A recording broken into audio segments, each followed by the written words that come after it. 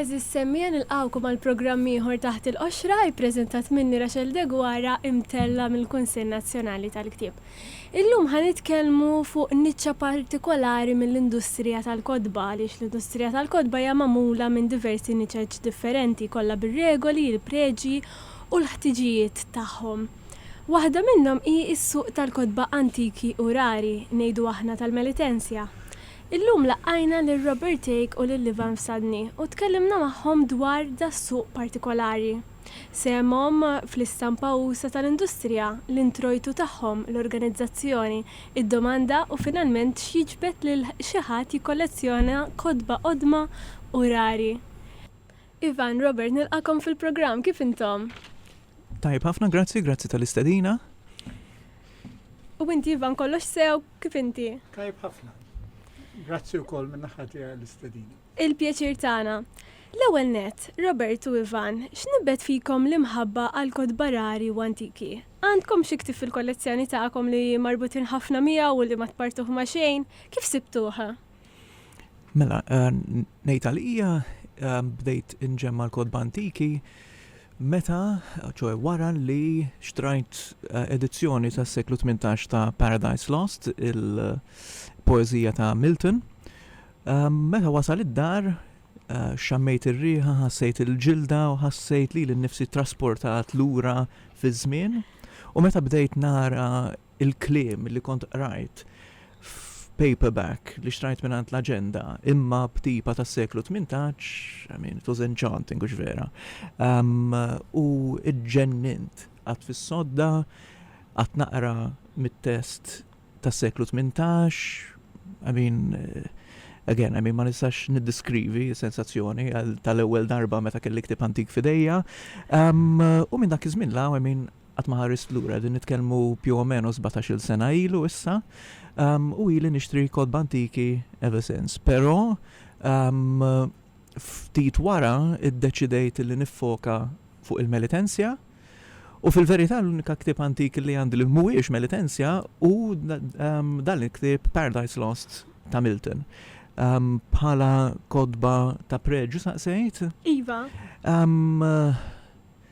Ara, l-iktar ktib li għandi għal-qalbi jena naħseb l-istatuti tal-Ordni ta' San Juan li ġi publikat fl-1556, ġifiri għeddin nejdu 9 snin qabel l-assedju u 10 snin qabel ma nbniet il-belt. Irnexxi li nakkwista minn Ruma, minn Irkant, u naħseb li l-iktar ħaġa li għamlu ktib prestiġjuż apparti ovvjament iż-żmien li għadda minn fuq u b'xi mod irnexxielu jibqa' magħna f'kundizzjoni tajba daw l-aħħar 500 sena kważi. Il-fatt li ġie pubblikat minn ċertu Antonio Blado li kien l-istess bniedem li pubblika il-Prinċipe ta' Machiavelli. Allura għalija dak jagħtih ovvjament ċertu preġġu ma tantxaw kodba li nqisuhom Melitensja li kellhom dawn it-tip ta' nies involuti fil-pubblikazzjoni tagħhom u allura fl-opinjoni tiegħi dik għandha tkun waħda mill-iktar kodba importanti li għandi nafta preġġu. U inti, Ivan, għandek xi ktib fil-kollezzjoni tiegħek marbut ħafna miegħu li ma tpartu ma' xejn u kif konsibtu? Għandi ktib partikolari li mhuwiex ta' xi valur kbir, imma li kien ġara kont xtrajt ktib kbir ħafna fuq Caravaggio. Caravaggio dai San Luigi dei Franċesi. U kien qiegħed id-dar, dak iż-żmien konnejx Brussell, u kienet ġurnata partikolari ħafna, jien għandi żewġ tibniet u dak iż-żmien kelli waħda u l-oħra kważi. U kienet waslet biex titwilet it-tieni waħda. Tkun xi ftit eċitat, kienet ftit overdue, u qed ħanoqgħod norganizza ftit il-kodba, ħalli naljena rasi. U dal-ktib kbir kont qed inniżlu minn fuq għall-isfel u nasal fl-aħħar tarġa fejn kien hemm tapida xi oħxon, nirwi saqajja u nikser għadma fil-pala ta' saqajja li diffiċli ħafna biex tinkiser dil-għadma. U dal-ktib tar, insomma, għandu anki daqqassa fil-binding tiegħu. U dak il-ktib baqa' isu simbolu ta' kelli t-tifla żgħira li dak iż-żmien kellha 3 snin, Marija ġiet tiġri tara x'ġara insomma ovvjament weġġajt u għajjat. U l-għada twildet it-tieni tifla Emma li inti taf u li tirrealizza kemm jgħaddi żmien għax dak nitkellmu dal-inċident ġara iktar minn kwarta seklu ilu issa. U il-ktieb kont xrajtu numru ta' snin qabel minn ktieb ta' kodba antiki Firenze kont jagħtem fuq xogħol. U kull meta issifer fuq xogħol tipprova ssib satej wara li tkun spiċċa xi konferenza tmur tara xi kodba u tiġbor xi ktieb. U dak il-ktieb kull meta ħares li fil-kollezzjoni tiegħi fakkarni fit-tfal tiegħi li ħafna iżjed mill-kodba huma prezzjużi għalija. X'jagħmel ktieb preġjat? Iż-żmien kemm ikun jiswa l-edizzjoni kollha flimkien jew hemm karatteristiċi oħra? Robert u Ivan tatuna eżempju klassiku ta' ktieb Malti preġjat li sal-lum jibqgħu jistaqsu għalih eżempju? Mela, nibdew mill-ewwel parti ta' domanda, x'jagħmel ktieb prestiġjuż. Ħafna drabi jiddependi minn x'tip ta' ktieb qed titkellem fuq. Pereżempju, jekk qed titkellem dwar kodba tal-ewwel nofs tas-seklu 20, x'aktarx u mhux melitenzja, x'aktarx l-edizzjoni hija kollox, jekk pereżempju iġġemma Great American Novels, Steinbeck and so on, l-edizzjoni hija kollox. Il-kundizzjoni ovvjament hija a close second, però l-edizzjoni hija kollox. Jekk qed nitkellmu fuq melitenzja, jiena ngħid illi hija a combination of all of the above għalfej. Għax ħafna kodba Maltin ma kellhomx iktar minn edizzjoni waħda. Kien hemm kodba ovvjament illi kellhom iktar minn edizzjoni waħda, però il-maġġor parti tagħhom kellhom edizzjoni waħda. Allura mbagħad inti taqa' mingħajr ma trid, imma ovvjament importanti ħafna wkoll fuq il-kundizzjoni. Issa mbagħad kundizzjoni tiddependi wkoll mill-età. Għax ovvjament jekk inti għandek ktieb li għandu 400 sena, il-kundizzjoni ma tista' kważi qatt tkun l-istess ta' ktieb li għandu 200 sena, għax ovvjament ikunu għaddew 200 sena oħra minn fuq. Però fil-każ tal-melitenzja kif qed ngħidlek, naħseb illi it is a combination bejn il-kundizzjoni u l-età u relazzjoni ta' bejnietom. Bħala ktieb prestiġjuż illi naħseb huwa sine qua non għal min iġemma l-melitenzja, naħseb illi hemm żewġ kodba partikolari li huma staples biex nsejħulhom hekk. Hemm il-Verto fl-opinjoni tiegħi li huwa popolari ħafna għax kien hemm ħafna edizzjonijiet tiegħu u għandu storja interessantissima. Imma naħseb iktar minnek għalmenu għal-finijiet ta' Malta, kwa Malta mhux bħala ordni ta' San Ġwan, naħseb jiena la Bela, ġifieri Gianfrancesca Bela, l-istorja ta' Malta ġi publikat fis-1647 u għattini ktieb li qatt ġi publikat fil-Gżejjer Maltin. Meta l-ewwel kien hemm il-press, l-ewwel attentat li jkun hawn press saw Malta. U kien it-tieni ktieb. Gianfrancesca Bela kien storiku sa ċertu punt, iktar kien ġabbar mill-istoriku, però minn dak li ġabar huwa kiteb l-istorja ta' Malta billi uża fossili li kienu fil-kollezzjoni tiegħu u beda jagħmel timeline abbażi ta' dak illi huwa kellu. U ovvjament anke dak li ma kellux naturalment u milli konna nafu dak iż-żmien. Pereżempju, waħda mill-affarijiet illi ħadna mill-Labela li ftit nies jafu pereżempju illi illi l-bandiera Maltija bajda u ħamra speċi kienet imsemmija l-ewwel darba hemmhekk sa fejn nafu aħna. U ovvjament bħala ktieb huwa l-ewwel storja ta' Malta. Allura dik fija nfisha tagħti ċertu preġju. Naħseb illi dawk l-iktar prezzi. U taf l-imkien l-ewwel ktieb li ġi publikat Malta bħala press. Iva, ġi publikat dik is-sena stess fil-fatt, ftit xhur qabel il-ktieb ta' Abela. Kien ktieb ta' wieħed ċertu Marulli, Geronimo Marulli, illi kien kavallier. U kellu x'jaqsam però iktar mal-ordni milli ma' Malta. Allura lek l-Abela ġeneralment jitqies bħala iktar prestiġjuż minkejja li kien it-tieni mhux l-ewwel ktieb li ġie pubblikat Malta. Ivan, ma nafx tirix iżid xi ħaġa ma dak li qed jgħid Robert. Interessanti anki l-introduzzjoni għall-aħħar intervent ta' Robert għax isemmi li minħabba n-natura ta' kif jiġu pubblikati il-kodba Malta ħafna drabi kollok edizzjoni waħda. U dawa każ partikolari, Labela, dal-ktieb li semmaw li huwa ktieb li ħafna drabi kollezzjonisti dumu snin biex forsi jakkwistaw kopja għax huwa fil-fatt rari. Imma fl-1772 il-Konti Gian Antonio Ċantar kien ħareġ edizzjoni oħra tiegħu li tiġi jirreferu għalija bħala Malta Illustrata li qabad il-ktieb ta' Gianfrancesca Bela ma kienx sempliċement ristampa, ġifieri żied u kien hemm ħafna illustrazzjonijiet, fil-fatt huwa ħafna ikbar b'żewġ volumi, dam ħafna biex jiġi pubblikat, fil-fatt l-ewwel volum ġie pubblikat kifet fl-1772. U biex joħroġ it-tieni volum tal-istess ktieb kellhom jgħaddu 8 snin fl-1780. U li huwa ktieb ftit inqas rari għax kienu ġew stampati iżjed u iktar riċenti, relattivament. U mhux diffiċli li ssib daqs Labela. Imma bħala preżenza huwa forsi anki jisbaħ jien meta naraw ħdej xulxin fil-kollezzjoni tiegħi ngħid Labela Ċantar kważi joġobni iżjed mill-Labela.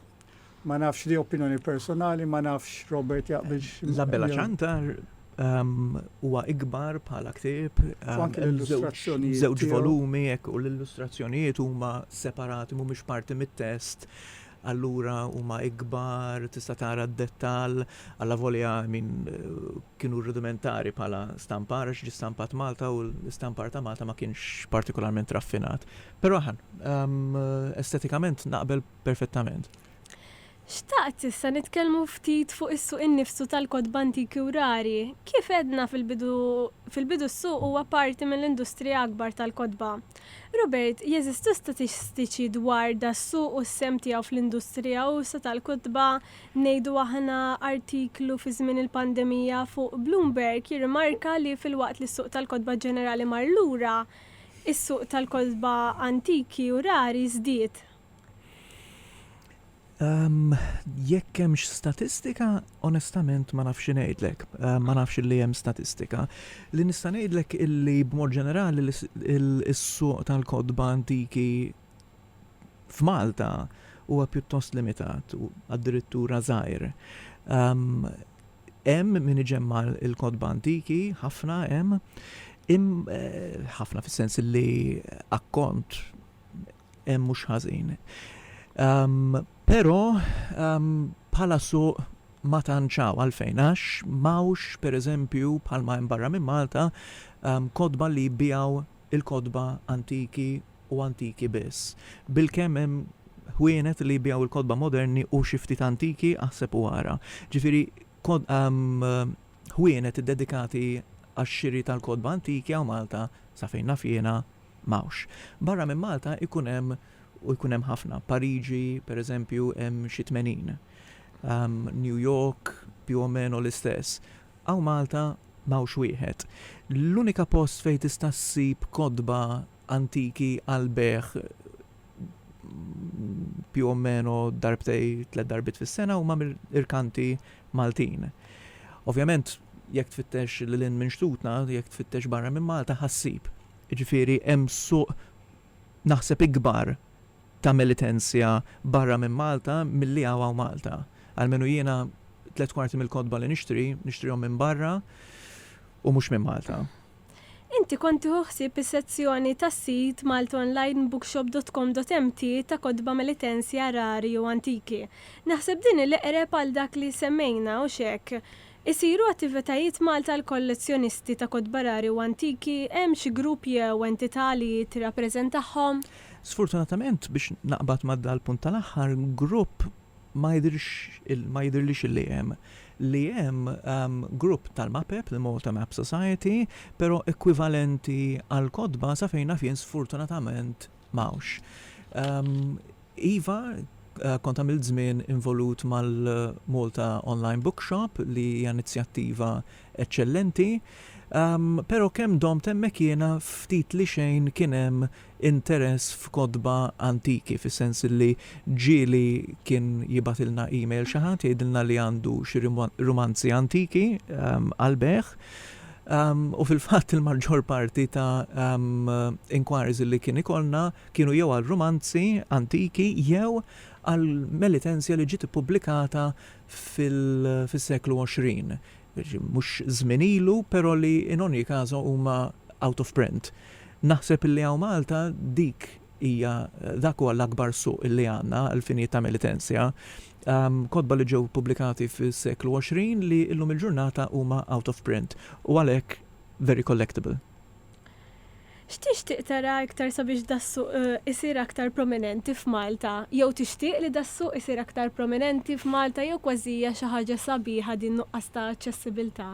Le fimni bħala kollezzjonist ovvjament nippreferi li ma jkunx hemm nies li joħdu lil kodba li nixtieq nixtri. Imma apparti minn hekk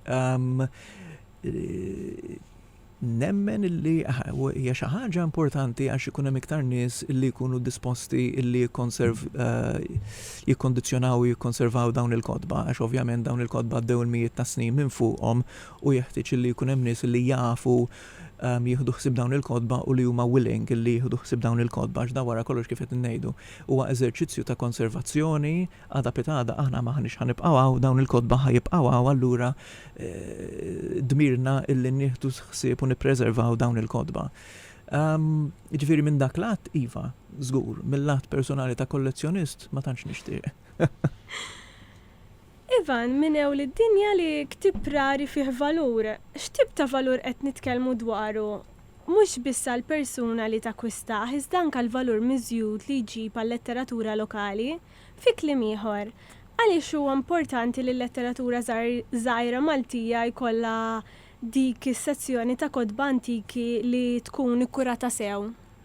Mela, jien naħseb għal xi ħadd li jrid jidħol fl-ispirtu ta' awtur li jkun ippubblika ktieb Malta forsi 50, 80, 100 sen ilu, tagħmel differenza l-edizzjoni tal-ktieb. Jekk int għandek ktieb fidejk li da meta ħareġ l-ewwel darba kien fidejn ma nafx, Mary Mejla, Don Carm Sajla, awturi li llum aħna nħarsu lejhom b'ċertu ammirazzjoni. Tagħmel differenza minn li jkollok l-istess ktieb li forsi ġie ristampat sena sentejlu. Iżjed u iżjed għax imbagħad il-kodba min natura tagħhom huwa faċli li l-awtur li jkun pubblikhom jikteb fuqhom u jagħmel forsi dedika lil persuna oħra li jista' jkun hemm anki rilevanza ta' ċertu importanza mill-lat ta' studju ta' letteratura. Ġieli kienu kun hemm notament li bniedem mhux sempliċement jgħid jien qed niddedika l-ktieb lil Ivan, imma tgħid qed niddedika ħaxeni biex nagħmel dal-parti tax-xogħol ta' dal-ktieb u hekk. U ovvjament hemm dak il-valur fih ukoll. Imma l-iktar naħseb jien anke l-forma tal-ktieb. Xtaqt inżid ftit fuq li kienet jgħid Robert għax ovvjament meta nisma' Robert jitkellem nieħu pjaċira xi huwa bniedem avolja għandu nofs l-età tiegħi huwa espert fil-qasam. U nixtieq inżid xi affarijiet ma li qalu. Mela. Ovvjament ħadd pjaċir li semma l-Malta Map Society li jiena kont strumentali biex tiġi formata ma' Dr. Albert Ganado u għadni nservi bħala viċi president tagħha. Imma għal min interessat iżjed fil-kodba milli f'Mapep jew Prince u hekk. Nissuġġerixxi forsi jidħlu membri tal-Malta Historical Society. Malta Historical Society apparti li jippubblikaw pubblikazzjonijiet tagħhom jagħmlu ħafna attivitajiet fejn jiġu ikun hemm referenza għal kodba oħra li ikunu ġew pubblikati anki ġili kollhom lectures fuq kodba li jkunu ħarġu snin ilu. U l-istorja f'Malta kważi tkopri firxa wiesa tal-militenzja iktar antika. Jiġifieri dik hija suġġeriment li wieħed jista' jagħmel. Ħaġa oħra li saqsejt int interessanti fuq is-suq qabel. L-effett li kella l-pandemija mhux tant fuq min iġemma l-kodba, ma dik ukoll hija li ħafna drabi wieħed sewn fuq xi ftit flus biex jixtri ktieb pereżempju. Li għamlet il-pandemija żiedet il-flus fidejn in-nies biex jonfqu fuq affarijiet mhux essenzjali. Alla fej qabel wieħed forsi kien imdorri jgħid ħanħorġu niklu f'restaurant pereżempju, hija attività sabiħa. Ovvjament jekk ma tmurx ħafna drabi dal-kodba li qed insemmu aħna jiswew daqs tmur tikol ikla pereżempju mal-partner tiegħek jew għandek it-tfal tliet erba' min-nies. Jiġifieri bniedem jgħid ara ma nistax immur restaurant għandi ftit flus, ara ħanixtri ktieb. Iktar u iktar jekk ikun ktieb forsi ftit iżjed għali. Qabel kien jgħid darba fis-sena nippruvaw nsifru x'imkien, pereżempju mal-familja. Jekk ġiet okkażjoni li ma jsifirx, jgħid għandi ftit flus żejda. Hija ram dal-ktieb, ħalli flok nsifru nixtri ktieb. U jista' jkun anke fuq livell tad-dinja kien hemm dak ix-xift. Jien l-ikbar differenza li rajt jiena minn blebda mod m'għandi ebda konnessjoni ma' suq tal-kodba, mal-beħ tal-kodba. Imma l-ikbar differenza li rajt bħala xatt li nixtri l-kodba li nipprova nibni kollezzjoni hija iktar l-introduzzjoni tal-internet. Meta bdejt nfittex il-kodba jien kien diffiċli ħafna tagħmel kuntatt ma' min ibih il-kodba ħafna drabi barra minn Malta forsi jibgħatlek katalgu. Jien kelli ftit vantaġġ li l-karriera tiegħi ħaditni ngħix f'ħafna postijiet fejn kien hemm attività qawwija ta' kodba u hemmhekk li iktar tħajjart, nibda nġemma l-kodba antiki, bħal New York, Londra, Brussels, dal-postijiet l-Olanda. Jiġifieri darba daħal l-internet sar faċli ħafna tkun qiegħed id-dar, tfittex, issib il-ktieb li trid, tordnaħ, tisraqas toħroġ mid-dar tiegħek, tħallas online, jasal il-ktieb, ġibulek id-dar, ġifieri huwa ħafna iżjed faċli. Nammetti għandi ftit nostalġija l-meta qabel kien iżjed diffiċli ssib ktieb, ġifieri qabel dik li qed tfittex il-ktieb daħant jgħidula. Kienet iżjed ta' eċitament speċi, tidħol f'ħanut ta' kodba antiki ma tafx se ssib ħafna drabi, għax mhux kollox ikun f'katalogu li jqassmu ħafna drabi kollhom stok kbir fil-ħanut u toqgħod tfittex u ssib xi ħaġa li ma tkunx qed tistennija. L-internet naqqas ftit dak l-eċitament, imma mela ħafna iżjed faċli għal kulħadd biex jibni kollezzjoni bil-mod il-mod għal dak li jkun jixtieq iġemma. Kurzita, Ivan, inti għat minn flok sifru safra eżempju tixtri ktieb. Li kieku jiġi xi ħadd eżempju t-tifla tiegħek biex tgawdih dal-ktieb, tiġi hekk tiftuħ naraħ u tkun trid tqallef fih u Ifhimni, jiena it-tfal tiegħi jiena għandi daqsxejn vantaġġ. It-tfal tiegħi l-għanet joħobbu l-kodba biex fil-kodba tagħhom. Imma huma f'attivitajiet li hemm daqsxejn overlap, waħda hija studjat l-istorja tal-arti u l-oħra hija artista u pereżempju tista' timmaġina jien li kolli dal-kodba fuq l-iskaffa li tu peċir ta' Rom, ġili ta' Rom, imma ħafna drabi qed gawdihom għax qegħdin madwarek. Imma mbagħad pereżempju it-tifla l-kbira meta kienet qed taħdem fuq it-teżi tagħha fil-fakultà tal-arti imma fuq l-istorja tal-arti kellha bżonn referenza għal kumbrazzjoni ktieb li semmejna l-Abela u l-Abela ċantar. U tistgħu pjaċir flok batta l-librerija tfittex kopja tal-ktieb qed tuża l-kodba tiegħi waqt li qed tagħmel ir-riċerka għat-teżi tagħha. Jiġifieri hemm daqsxejn sodisfazzjon. Jiena l-kodba tiegħi mhumiex tfal mhumiex tfal żgħar illum għandhom 28 u 25 sena. Manki meta kienu iżgħar qatt ma kienu imsakrin x'imkien. Jiena anki ma tantx nagħmel distinzjoni bejn kodba antiki u kodba normali, jiena nġemma ftit minn kollox u laqtitni anki l-introduzzjoni ta' Robert fejn qal kif ktieb wieħed bidlitlu kważi relazzjoni tiegħu ma' kodba antiki. Jiena iktar it grew on me, jiena kelli mentor, hu missieri kien Patri Mikil f'Sadni li anke pubblika xi kodba hekk. U kien storiku Allora dejjem kien jiġi jarana, nitkellmu fuq il-kodba, ġieli kien jurini xi ktib tal-istorja iktar riċenti, u mbagħad ġieli kien referenza għal kodba aktar antiki, u ftit bdejt niskopri li mhux il-kodba biss li inti tuża ta' kuljum, m'hemm kodba oħra li huma daqsxejn diffiċli biex takkwista.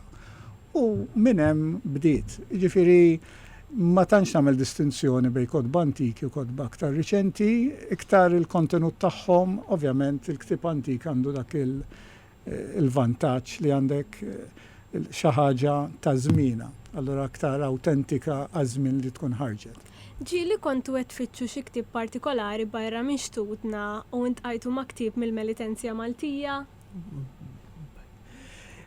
Iva, kelli episodju partikolari fil-fatt. Ġejt informat minn bookshop Pariġi illi kellhom labela għal-beħ. Dan kif akkwistajt il-famuż Abela li ilna nitkellmu fuq u intervista sħiħa. Batuli email fis-6:02 minuti ta' filgħodu, battilhom email lura minnu fih insaqsihom jekk hux komplut u li jekk komplut ħanixtrih mingħajr ma naf il-prezz għax sempliċiment qaluli li qiegħed għall-beħ. U tlaqta x-xogħol. Kelli laqgħa importanti niftakar dikinhar pjuttost ostili għax konna din ninnegozjaw kuntratt daqsxejn antipatiku ħanejdu hekk. U nirċievi telefonata bil-prefiss ta' Franza qed jidher. Ovvjament kon naf x'inhu da.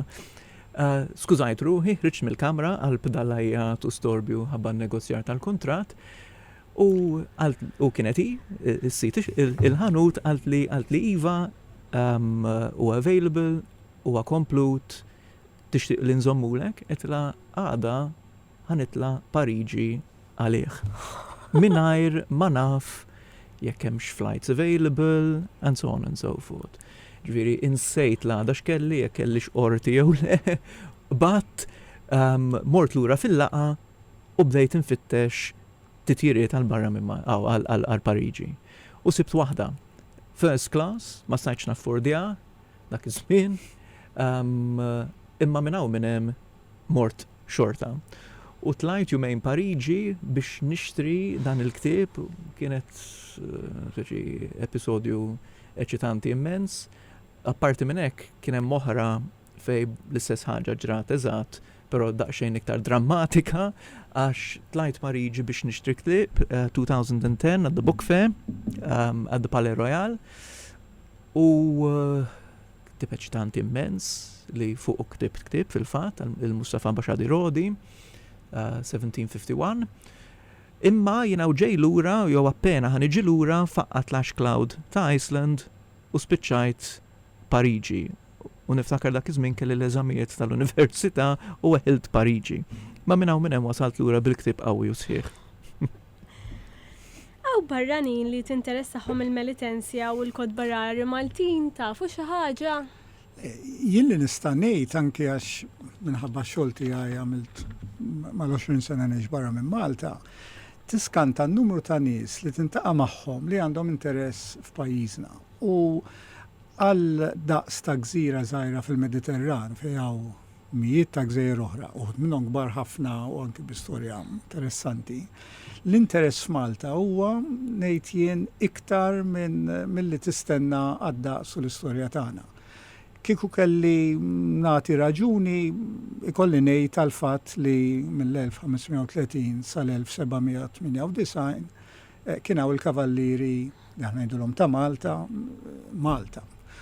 U daw għajmu ħafna interess, l-ewwel nett hemm ħafna kavallieri ta' Malta mxerdin mad-dinja kollha.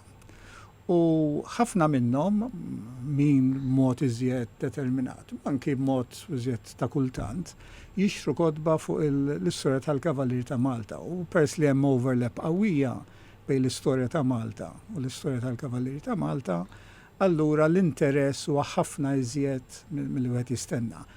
Anki fil-perjodu Ingliż hemm kollezzjonijiet interessanti ħafna, speċjalment ta' Ingliżi li kienu jew jgħixu Malta jew għamlu xi żmien fil-familja tagħhom li jgħixu Malta li jkunu bnew kollezzjoni. U di ħafna drabi tiskopriha għax jiġu niqsin u jispiċċaw f'xir kant barra minn Malta u tkun impressjonat x'kwalità ta' kollezzjoni kienet. Ħafna drabi daw ikunu below the radar, ma jkunux nis magħrufin, imma fuq perjodu ta' snin, ħafna drabi snin twal, ikunu bnew kollezzjoni interessanti ħafna. Jeżistu firi internazzjonali ta' kodba rari u antiki? Iva, naħseb kull sena jkun hemm fiera ta' kodba antiki, speċifikament antiki, mhux fiera tal-kodba, antiki. F'kull kapital tal-Ewropa, jew almenu f'kważi kollha ħanidu hekk. Hemm il-Ġappun, hemm New York.